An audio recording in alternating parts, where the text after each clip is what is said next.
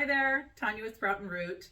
Hey, just checking in today with something super fun that we've been doing lately, and that is making our own sprouts at home. I probably shouldn't call it making sprouts. We're just sprouting something that already exists, which is seeds. I'm going to share the links below for the supplies that we use. They're really affordable, and just 2 tablespoons of this salad seed mix, when we sprout it, turns into a whole mason jar of sprouts. So I just kind of keep them going all the time. Like if I get done with one and cover it up and stick it in the fridge, then I've got another one going for the next week. It only takes about 5-6 days to sprout. So here's what you need.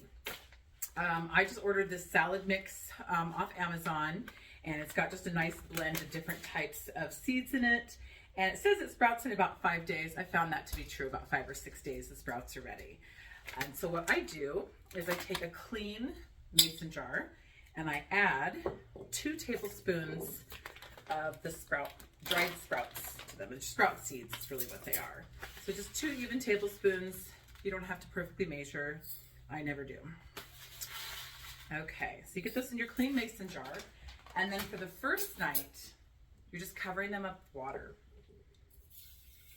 And so I go about halfway up, and then I just kind of give it a good shake.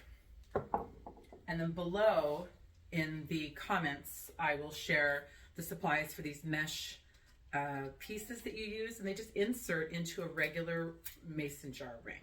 And these are all reusable. I usually hand wash these. I don't stick them in the dishwasher. And then because it's the first day and you're going to soak these overnight, you just put this on, and then I set it in my pantry, just kind of in a dark, cool place. And then the next day I just put a reminder on my phone to take it out. So then the next day, and for every single day, some people do it twice a day. I just do it once, and it seems like it works just fine. You strain out this water, and then you refill it. You shake it around and rinse it, and then you kind of roll the seeds. Now, I haven't soaked these overnight, but it's only 2 tablespoons just to show you how you do this. Super, super easy.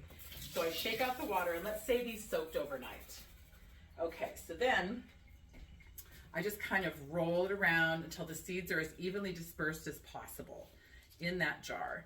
And then I just have like a little waterproof dish, and these little brackets come 2 in a pack. Again, I'll share the link. These are awesome. And the key is having this mesh so you've got air circulating, but having the jar at an angle. And so it wants to, if you put it just like right about there at that angle, it's perfect. And then once a day, you just go back, fill it up to about half, shake it really good. Don't worry, you're not going to hurt the sprouts. I was really worried I was killing my sprouts. I didn't. Shocking. And then you drain it out really well. Do the same thing, kind of shake it, move it around to evenly disperse. Put it back in your pantry or someplace cool and dry where it doesn't have a lot of direct sunlight or a heat source blowing on it. And then at the end of 5 or 6 days, you end up with a huge jar of sprouts. Now this is a blue tinted jar, so it looks a little weird. They're not blue sprouts. But yeah, and so then I just put one of my plastic lids. I get these at Target typically, but I think you can get them on Amazon too.